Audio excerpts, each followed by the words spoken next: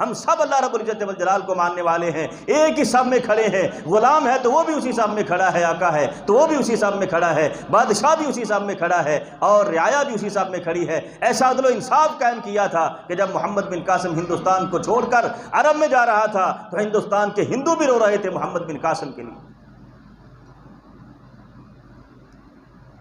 یہ آزادی کا سفر تو تب شروع ہو گیا تھا جب محمد بن قاسم ہندوستان میں آیا تھا، اور پھر مسلمانوں نے کم و بیش 700 سال تک ہندوستان پر حکومت کی۔ کبھی خاندان غلامہ، کبھی تغلب خاندان کے لوگوں نے، کبھی غوری خاندان کے لوگوں نے، اور کبھی غزنوی خاندان کے لوگوں نے، اور سب سے آخر مغلوں کا دور